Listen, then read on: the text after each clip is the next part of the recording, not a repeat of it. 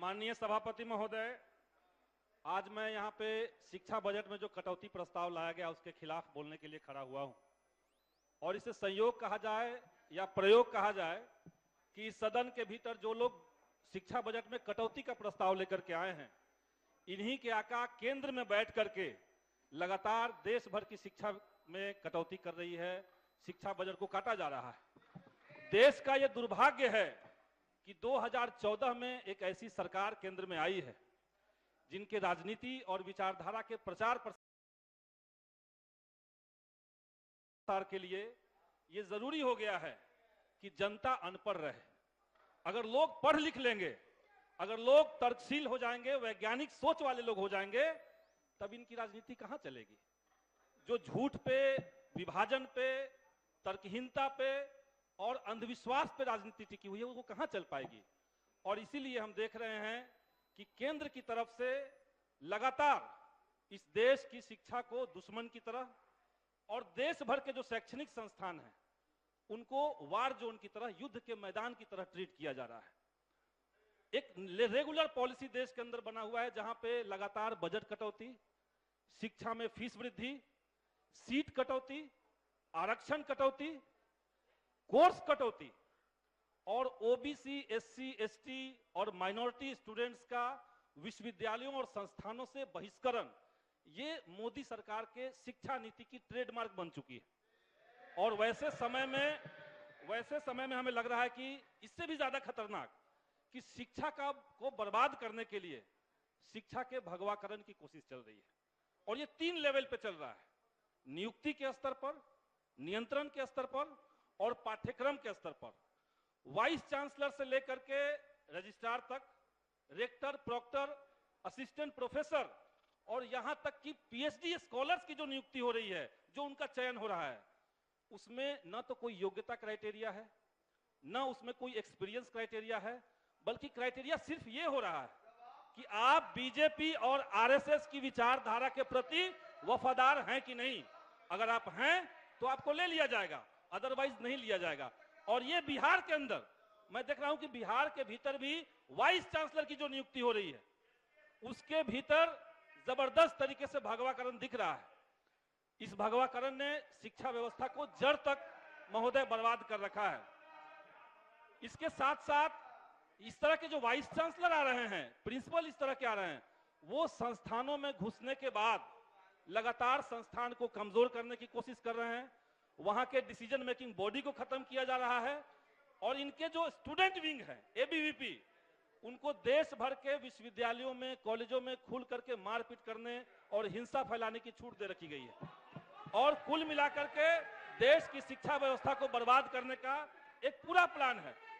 अब हम बिहार के विश्वविद्यालयों की तरफ, बिहार की शिक्षा व्यवस्था की तरफ आते हैं महोदय। हम देख रहे हैं कि बिहार के तमाम जो विश्वविद्यालय हैं,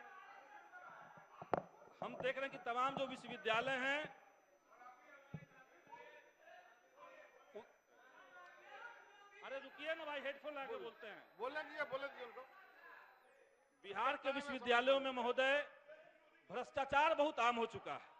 वहां पे सत्र अनियमितता है, लेकिन ये अनफॉर्चुनेट है कि जो बिहार यूनिवर्सिटी एक्ट 1976 है, उसके मुताबिक राज्य सरकार को विश्वविद्यालयों को चलाने के भीतर कोई खास अधिकार नहीं दिया गया है।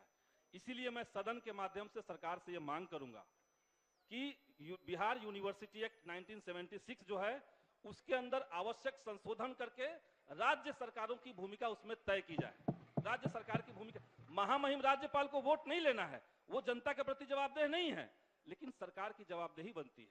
इसलिए मैं मांग करता हूं कि उसमें संशोधन किया जाए। देश भर में जो फंड कटौती है, सीट कटौती है, और कोई माननीय सदस्य भारतीय जनता पार्टी की तरफ से भी कह रहे थे कि स्कूलों कॉलेजों की बंदी चल रही है, उसको बंद करके शिफ्ट किया जा रहा है। तो इन तमाम जो पॉलिसी है, इसको समेट करके केंद्र सरकार ने कोविड के टाइम पे 2020 में नई शिक्षा नीति 2020 लाई थी। और मैं आज यहां पे सदन से मांग करता हूं कि विधानसभा के भीतर, चूंकि शिक्षा जो है वो समवर्ती सूची में आता है, राज्यों के भी अधिकार है, केंद्र के भी अधिकार हैं, तो लेकिन राज्य सरकार इस बात को समझे कि नई शिक्षा नीति 2020 शिक्षा के व्यवसायीकरण का, शिक्षा से गरीबों की बेदखली का एक खुला फरमान है। इसलिए सदन से सदन में इसको खारिज करने का एक प्रस्ताव लाया जाए, ये मैं सरकार से महोदय मांग करता हूं। अभी जो बजट सरकार की तरफ से रखा गया है उसमें शिक्षा के ऊपर कुल व्यय का 17.9% खर्च सरकार करने जा रही है और देश भर में ये सबसे ज्यादा खर्च करने का एक पैमाना है प्रतिशत के मामले में अगर देखें। लेकिन ये जो क्षण है ये जो खुशी का पल है ये बहुत क्षणिक क्यों है? क्योंकि जब हम per capita expenditure on education देखते हैं, शिक्षा के ऊपर प्रति व्यक्ति का जब खर्च हम देख रहे हैं तो ये देश में सबसे निचले पायदान पर है। सबसे ज्यादा प्रतिशत देकर के शिक्षा के ऊपर भी सबसे कम हम लोग शिक्षा पे प्रति व्यक्ति खर्च कर पा रहे हैं, जो सिर्फ 3245 रुपए है। तो इसका सीधा मतलब है कि बिहार सरकार को की जो लंबे समय से मांग रही है केंद्र से कि हमें विशेष राज्य का दर्जा दिया जाए, ये वही मौका है। आप सबसे ज्यादा प्रतिशत खर्च कर रहे हैं लेकिन प्रति व्यक्ति सबसे कम पहुंच रहा है। तो इसलिए सरकार, जो भारतीय जनता पार्टी के यहां लोग बोल रहे हैं, वो अगर विशेष राज्य का दर्जा देने के पक्ष में नहीं है तो कोई हक नहीं इनको बनता है बिहार की शिक्षा व्यवस्था पे कुछ बोलने का। तो ये एक मांग हम यहाँ पे रखना चाहते हैं। इसके अलावा हम देख ही रहे हैं कि पूरे देश के भीतर नया जो मोडानी पॉलिटिक्स है, मोदी और अडानी की जो पॉलिटिक्स है, उसमें कितना जनता की संपत्ति को अडानी के ऊपर दिया जाए, उसमें सिर्फ 5% पैसा निकाल करके अगर बिहार की शिक्षा व्यवस्था को दिया जाए तो निश्चित तौर से बेहतर रिजल्ट आएंगे, ये हम चाहते हैं। ये बिहार की जो व्यवस्था है, शिक्षा व्यवस्था है, उसमें स्थिति खराब है, ये हम जानते हैं। लेकिन अगर सरकार कुछ विल पावर दिखाए, इच्छा शक्ति अगर कुछ दिखाए तो ये बेहतर हो सकता है। पिछले साल बजट सत्र में जब मैं विपक्ष में था और मैंने मांग रखी थी कि कॉमन स्कूल सिस्टम बिहार जैसे पिछड़े राज्य के लिए क्यों जरूरी है, जो इस सदन के स्पीकर हैं वो महोदय भी उस समय विपक्ष में थे, उन्होंने भी बात रखी थी इसी बात के पक्ष में कि कॉमन स्कूल सिस्टम लागू होना चाहिए। और पूर्व मुख्यमंत्री माननीय जीतनराम मांझी, यहाँ मांझी जी मौजूद हैं, इन्होंने भी कहा था। आज हम तीनों लोग सरकार के पक्ष में हैं और पूरे बिहार के लाखों गरीबों, दलितों और पिछड़ों के जो बच्चे हैं, उनकी आकांक्षाओं को, उनके जो सपने हैं, उसकी जवाबदेही को मैं अपने कंधे पर महसूस करते हुए महोदय मैं कहना चाहता हूं कि ये सही वक्त है जब सरकार को ये फैसला लेना चाहिए। सरकार को ये फैसला लेना चाहिए कि बिहार में कॉमन स्कूल सिस्टम लागू होगा और इसमें अगर सरकार का तनिक भी कोई इच्छा शक्ति है तो इस सदन के भीतर से इसकी संभावनाओं को तलाशने के लिए एक कमेटी का गठन कर दे। इसके अलावा महोदय, बिहार के करोड़ों बच्चे और लाखों शिक्षक अभ्यर्थी पिछले 4 साल से 2019 से शिक्षक बहाली के इंतजार में खड़े हैं। पिछली सरकार जब एनडीए की थी तब बगैर कोई कारण के इसको टाला गया। अब जब नई सरकार बनी है तो नई नियमावली की बात हो रही है, लेकिन जब नई नियमावली तैयार हो गई है तब भी उसको कैबिनेट से मंजूरी न दे करके उसको क्यों लटकाया जा रहा है, उसमें मेरा एक बड़ा संदेह वाला पॉइंट है। सरकार ने जो बजट प्रस्तुत किया है उस बजट में प्रतिबद्ध व्यय का जो मामला है उसमें वेतन मद के ऊपर केवल 4% का इजाफा किया गया है, जबकि हम जानते हैं कि जो पुराने कर्मी बिहार के हैं उनका जो बेसिक इंक्रीमेंट है, महंगाई भत्ता है, उसको जोड़ करके ही वो 4% हो जाएगा। तो सरकार इसको स्पष्ट करे कि 7वें चरण की शिक्षक बहाली जो 3 लाख से ज्यादा पद खाली हैं उसको कब और किस प्रक्रिया से करेगी। इसके अलावा पॉइंट वाइज मैं 2-3 मुद्दों को और रखना चाहता हूं।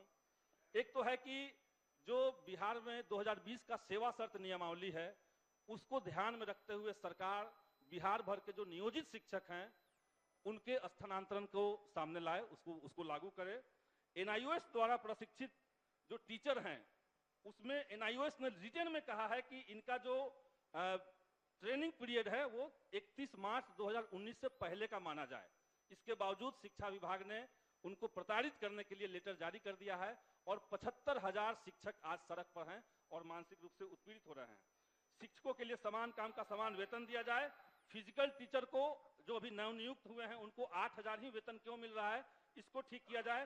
कंप्यूटर साइंस के नव सृजित पदों को जोड़कर बहाली निकाली जाए और पटना विश्वविद्यालय में हाल में जो इतना बड़ा फीस वृद्धि हुआ है सरकार को चाहिए कि उसको वापस लें।